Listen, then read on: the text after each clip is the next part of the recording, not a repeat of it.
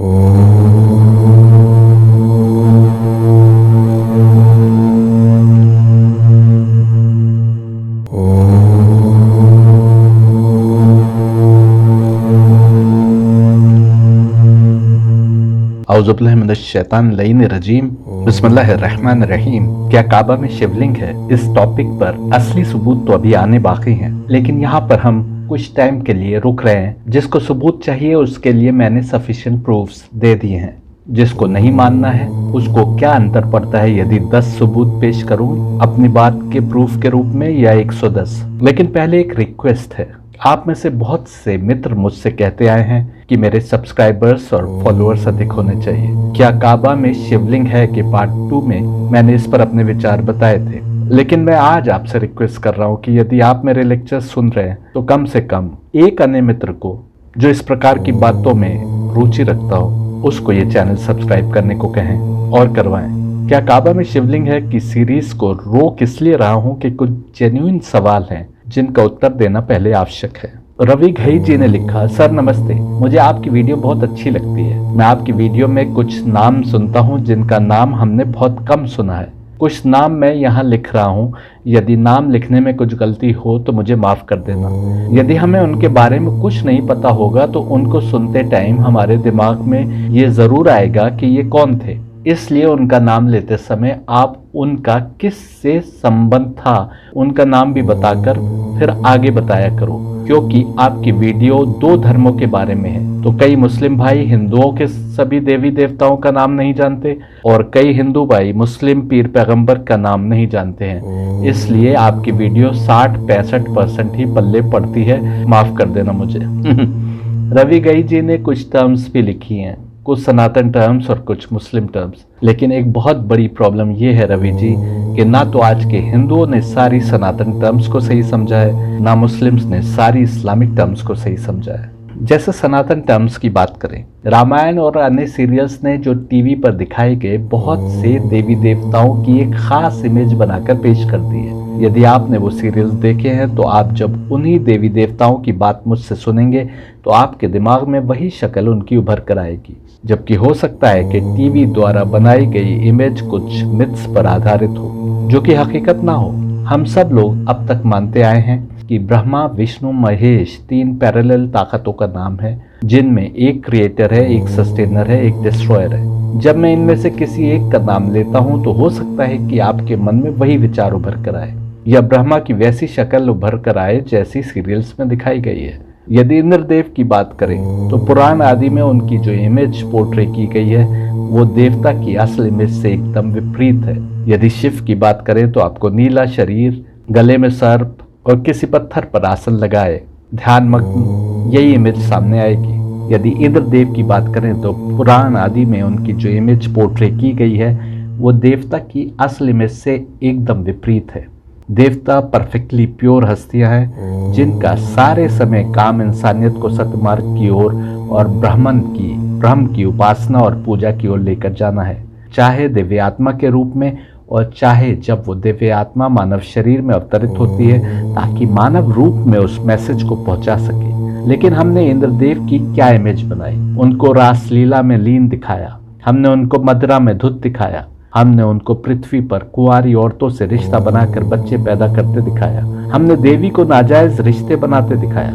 ये सब आपको किताबों में मिल जाएगा। मुझे समझ नहीं आता कि हिंदू ये सब कैसे पढ़ लेते हैं और उन किताबों को फिर से क्यों नहीं टटोलते कि असलियत क्या है। ये सब व्यूज इसलिए बने कि हमारे स्कॉलर समझ नहीं पाए कि वेद आदि क्या बात कर रहे हैं। मुसलमानों में भी बहुत सी सच्ची झूठी बातें प्रचलित हुई, वो भी बहुत सी टर्म्स को सही नहीं समझ पाए और इन दिव्य आत्माओं को तो वो जरा भी नहीं समझ पाए जो मानव शरीर में अवतरित हुई। हालांकि उनकी ही किताबों में हजारों सबूत मिल जाएंगे कि वो आम हस्तियां नहीं थीं बल्कि दिव्य आत्माएं थीं, नूरानी हस्तियां थीं, परंतु मुसलमानों ने आज तक उनको नहीं पहचाना। इसलिए मैं कहता हूं कि यदि हिंदू समझ रहे हैं कि मैं दिव्य आत्माओं से मोहम्मद और अन्य अहले बैत का लिंक साबित करके कुछ प्रूफ करने की कोशिश कर रहा हूं तो गलत है, क्योंकि आज तक मुसलमानों का कोई भी सेक्ट इन दिव्य आत्माओं की हकीकत नहीं समझ पाया। इसलिए ये सनातन धर्मियों के हैं और रहेंगे, लेकिन हिंदुओं के नहीं, क्योंकि हिंदुओं ने उनको बड़े विपरीत ढंग से समझा है। उनके बीच में जो मिथ्स प्रचलित हैं वो हकीकत पर बेस नहीं है। ये सनातन धर्मियों के हैं, हिंदुओं के नहीं। हिंदुओं को भी अपनी गुमराही को भुलाकर सनातन धर्म समझना और अपनाना होगा। सनातन धर्म समझकर ही सत्य मार्ग दिखेगा। लेकिन आज हम सनातन धर्म के नाम पर जो सोच बनाए हुए हैं वो दरअसल हकीकतों को न समझ पाने के कारण है। आज हम बात कर रहे हैं इस्लामिक टर्म्स की। पहले देखते हैं कि मुसलमानों का अल्लाह का कॉन्सेप्ट क्या है। मैंने अपने पहले ही लेक्चर में जो 26 जून 2017 को अपलोड हुआ था और जिसका टॉपिक था do Muslims use the term काफिर रॉन्गली, उसमें दिखाया था कि मुसलमान जो समझते हैं कि अल्लाह नाउन यानी संज्ञा है, यानी किसी मुस्लिम खुदा का नाम है, वो गलत कहते हैं। जो मुसलमान कहते हैं कि अल्लाह के 99 नाम है, 99 नेम्स हैं, वो भी गलत कहते हैं, क्योंकि अल्लाह और दूसरे जितने नामों से अल्लाह को पुकारा जाता है वो दरअसल उसकी सिफत यानी एडजेक्टिव्स हैं। वो सबको सुनता है, इसलिए उसको अरबिक में समी कहा गया है, जिसका अर्थ होता है सुनने वाला। वो हमेशा से है, इसलिए हाई कहते हैं। वो वक्ता है या वार्ताकार है, इसलिए उसको कलीम कहते हैं। कोई उसका नाम कलीम नहीं है। नाम तो जब कोई हस्ती वजूद में आ जाती है तब उसका रखा जाता है। कोई बच्चा जब पैदा हो जाएगा तब तो आप उसका नाम रखेंगे। जो हमेशा से है उसका नाम कौन रखेगा? जब आप थे ही नहीं उस वक्त तो उसका नाम किसने रखा? इसलिए जो सिफत यानी एडजेक्टिव्स यानी विशेषण यानी उसमें पाई जाने वाली विशेषताएं हमने देखी, उनको हमने उसका नाम समझ लिया। दूसरी भाषाओं में उन सिफतों को जो कुछ कहा जाता था उन शब्दों से उनको बुलाया गया। इसी प्रकार दूसरी भाषाओं में भी उन्हीं एडजेक्टिव्स उन्हीं विशेषताओं को उन भाषाओं में जिन जिन नाम से याद किया गया उन शब्दों से उस एक ब्रह्म उस एक खुदा को बुलाया गया। जैसे वो सबसे शक्तिशाली है इसलिए सर्वशक्तिमान कहलाया, सब कुछ जानने वाला है इसलिए सर्वज्ञ कहलाया, हर जगह मौजूद है इसलिए सर्वव्यापी कहलाया। और इधर मुसलमान या कलीम कह रहे हैं यानी हे वार्ता करने वालों में बेहतरीन, तो उधर उपनिषदों में बताया गया कि यदि तुम बोलने में एक्सपर्टाइज प्राप्त करना चाहते हो तो क्लिम मंत्र का उच्चारण किया करो। अल्लाह भी संज्ञा यानी नाउन नहीं है, बल्कि अल का अर्थ है इंग्लिश का दा और इलाह का अर्थ है गॉड। इंग्लिश ग्रामर जानने वाले जानते हैं कि इंग्लिश में जब किसी शब्द के आगे दा लग जाए तो उसका मतलब कि किसी खास चीज की बात हो रही है जिसको हम पहचानते हैं। अल्लाह मतलब अल प्लस इलाह यानी दा गॉड। और जब मुसलमान कहते हैं ला इलाहा इल्लल्लाह तो वो किसी मुसलमानों के खुदा को याद नहीं कर रहे होते जिधर वो दूसरों को लाना चाहते हो। मैं जाहिल मुसलमानों की बात नहीं कर रहा। ला इलाहा इल्लल्लाह का अर्थ है कोई खुदा नहीं सिवाय उस एक खुदा के। मैंने तो आपको बताया कि अरब वो छिपी हुई जगह थी जिसकी ओर किसी की निगाह नहीं थी। ट्रेड कारवान उस डेजर्ट से बचकर निकल जाते थे। बाइजेंटीन और पर्शियन एम्पायर्स में जमीनों पर कब्जे के लिए युद्ध होता रहता था, परंतु उस ओर कोई नहीं देखता था। दक्षिण में यमन था जो इजिप्ट से अधिक जुड़ा था। अरब के रेगिस्तान की ओर तो कोई देख भी नहीं रहा था कि वहां पर दिव्य आत्माएं अवतरित हो सकती हैं। आज आप उस जगह को मुसलमानों से जोड़कर देखते हैं, लेकिन वो जब अवतरित हुई उस समय तो वहां जाहिल कबीले रहते थे जिनके अपने कबायली रस्म रिवाज थे। जहां पानी होता था वहां टिक जाते थे और धर्म के नाम पर कुछ रस्में थीं जो वो निभाते थे। उन्होंने बहुत से खुदा बना रखे थे। एक खुदा एक क्रिएटर का कॉन्सेप्ट धूमिल पड़ गया था, इसलिए उनसे कहा गया ला इलाहा इल्लल्लाह, कोई खुदा नहीं है सिवाय उस एक खुदा के। वो एक खुदा वो है जो सर्वव्यापी है, जो सर्वज्ञ है, जो निराकार है, जो सर्वशक्तिमान है। जो कोई भी ऐसे क्रिएटर में विश्वास रखता है वही तो अल्लाह यानी द गॉड है। मुसलमानों ने पहली गलती जो की वो ये कि इस डेफिनेशन के खुदा को अपना खुदा मानने की जगह अल्लाह शब्द को नाउन समझ लिया और हर किसी की किताब में यदि एक निराकार खुदा का कॉन्सेप्ट था तो अपने अल्लाह को दूसरों से अलग कर लिया। यहीं से बहकाव की शुरुआत होती है। हर कोई मानता है कि सारी सृष्टि का क्रिएटर एक है, एक ही है जिसने इस ब्रह्मांड की रचना की। हिंदू हो या मुसलमान, क्रिश्चियंस हो या ज्यूज, सबको एक ही पैदा करने वाला है। एक ही सिस्टम है जो हमारे अंदर काम कर रहा है। एक ही समान हम खाना खाते हैं, एक ही समान सांस लेते हैं, एक ही समान बच्चे पैदा करते हैं, एक ही हमारे खून का रंग है। यदि हिंदुओं का क्रिएटर कोई और होता, मुसलमानों का कोई और, तो कम से कम खून का रंग तो अलग अलग कर देता कि हिंदुओं के खून का रंग सैफरन कलर का, मुसलमानों के खून का रंग हरा या किसी और कलर का। लेकिन वो एक निराकार ताकत, जिसको सनातन किताबों ने ब्रह्मन, या जैसा मैं प्रूव कर रहा हूं महेश कहा, या गीता ने एब्सोल्यूट कहा, उस गॉड को मुसलमान द गॉड यानी अल्लाह कहते हैं। या दूसरे शब्दों में कहूं तो जो कोई भी एक निराकार यानी जिस्म जिस्मानियात से मुबर्रा, सर्वज्ञ यानी सब कुछ जानने वाला, सर्वशक्तिमान यानी सबसे ताकतवर, सर्वव्यापी यानी हर जगह मौजूद, एब्सोल्यूट यानी कादिर मुतलक खुदा को क्रिएटर मानता है, उसी खुदा को मुसलमान अल्लाह कहते हैं। अल्लाह का ना तो कोई जेंडर है, यानी ना तो स्त्रीलिंग है, ना पुल्लिंग और ना प्लूरल है, जैसे अंग्रेजी में गॉड का गॉड्स हो सकता है। द गॉड मतलब सिर्फ एक खुदा। और मेरी बात का एक सबूत ये भी है कि अरबिक बोलने वाले ज्यूज और क्रिश्चियंस भी उस एक खुदा को अल्लाह ही कहते हैं। जब आप गॉड लिखते हैं कैपिटल जी के साथ, बस वही अल्लाह है। कुरान बिल्कुल साफ कह रहा है कि अल्लाह के क्रिएशन प्लान में रसूल विभिन्न कौमों और इलाकों में आते रहे और ये उनकी ही जबान में बात करते थे। रसूल का अर्थ हुआ भेजा हुआ और अवतार का अर्थ हुआ उतरा हुआ। उधर से भेजा गया तब तो धरती पर उतरा। ये भी दो जबानों में एक ही बात हो रही थी। जो अवतार है वही रसूल है। श्री कृष्ण के मुख से गीता जब कह रही है कि जब जब अधर्म बढ़ जाता है और लोग सत्य मार्ग से बहक जाते हैं, तब तब धर्म को फिर से स्थापित करने के लिए विष्णु की ओर से अवतार आता है। श्री कृष्ण के मुख से विष्णु बात कर रहा था, ठीक वैसे जैसे प्रॉफेट मोहम्मद के मुख से विष्णु ने बात की तो वो कुरान कहलाया। इस पर मैं पहले बात कर चुका हूँ और यदि आवश्यकता पड़ी तो फिर से बात करूंगा। संभाव में युगे युगे के नाम से मेरे कई लेक्चर्स हैं जो आप सुन सकते हैं। श्री कृष्ण ये नहीं कह रहे कि भारतवर्ष में अवतार आते हैं, बल्कि जहां भी अधर्म बढ़ जाए, ये सृष्टि और इस पर बसने वाला इंसान खुदा की इस सृष्टि में बहुत छोटा सा मकाम रखता है।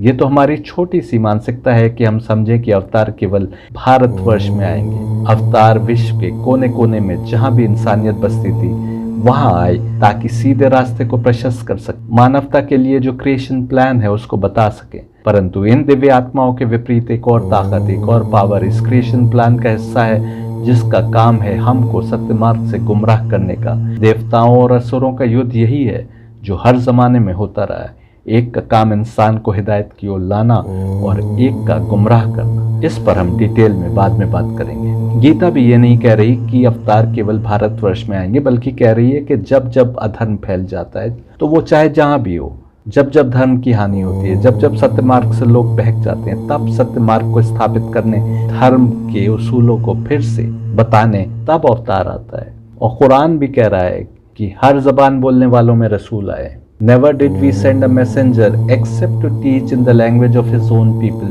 in order to make things clear to them.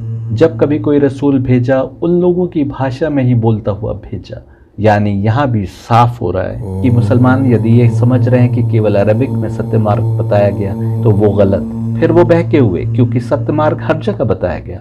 मुसलमान बताएं और हिंदू भी बताएं कि जब कोई रसूल एक ही सोर्स की ओर से भारत में आया होगा तो क्या उसने यहाँ कुछ बातें बताई होंगी, और यदि अरब में आया होगा तो वहाँ विपरीत बातें बताई होंगी। हिंदू बताएं कि अवतार यदि भारत में आया होगा तो उसने कुछ बताया होगा, और यदि इजिप्ट या ग्रीस या अरब में आया होगा तो उसने कुछ और बताया होगा। एक ही हकीकतें बताई जा रही थी। ये नहीं हो सकता कि एक जगह बताया हो कि पुनर्जन्म होता है और एक जगह बताया हो कि नहीं होता।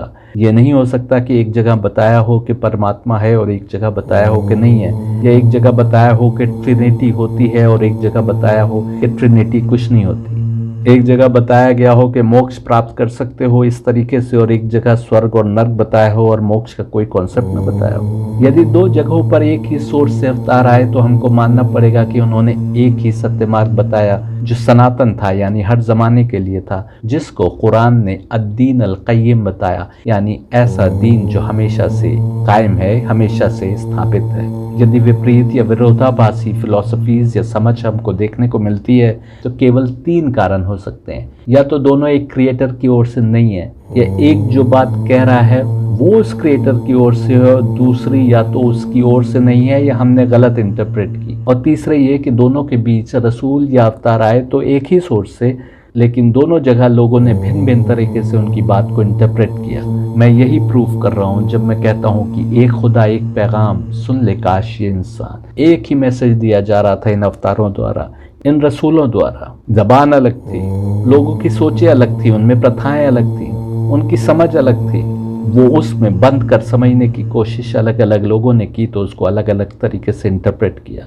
एक मार्ग बताया जा रहा था, हर जगह अवतार आए, परंतु मानव ने जानते बूझते या गलती से बताए जा रहे मार्ग को गलत इंटरप्रेट किया और ऐसे धर्म की दीवारें खड़ी होती गई।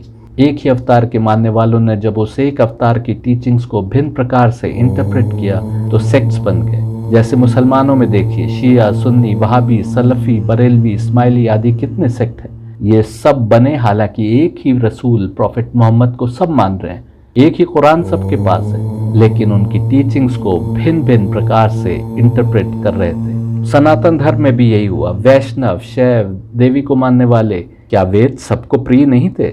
लेकिन सब भिन्न प्रकार से इनको इंटरप्रेट कर रहे थे। श्री कृष्ण से जो लड़ने आए वो भी इस धर्म युद्ध में अपने को सही मार्ग पर समझ रहे थे, और जो श्री कृष्ण के साथ थे वो भी अपने को सही मार्ग पर समझ रहे थे। लेकिन दोनों फौजें धर्म के इंटरप्रिटेशन के नाम पर लड़ रही थी। हमको यही राज समझना होगा कि मार्ग एक बताया गया है, यदि दीवारें खड़ी हैं तो हमने उस मार्ग को समझा ही नहीं। ठीक वैसे जैसे हम अवतार को रसूल से भिन्न मानते, लेकिन अवतार है उतरा हुआ और रसूल है भेजा हुआ, और दोनों एक सोर्स से आए हैं। उधर ब्रह्म सूत्र कह रहा है, एकम ब्रह्म द्वितीय नास्ते नेह ना नास्ते किंचन।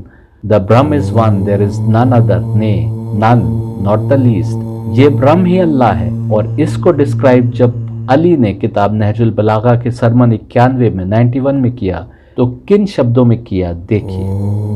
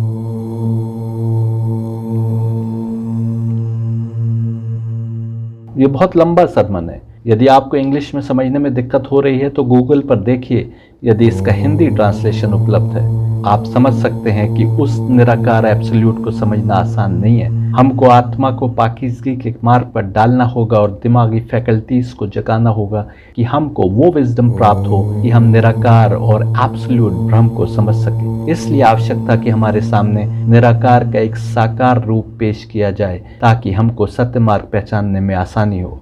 ये साकार रूप विष्णु या वजल्ला है, जिसके बारे में हम आगे बात करेंगे। और इस विष्णु या वजल्ला को समझने के लिए भी हमको पहले दिव्य आत्माओं को समझना होगा, जिनमें इंद्र देवताओं के सरदार हैं और रुद्र या शिव महादेव हैं। यही कारण है कि जो डायरेक्ट ब्रह्म या अल्लाह की खोज में निकलते हैं वो अधिकतर भटक जाते हैं। वो कहीं भी नहीं पहुंच सकते, क्योंकि उस एब्सोल्यूट निराकार को समझना आसान नहीं है।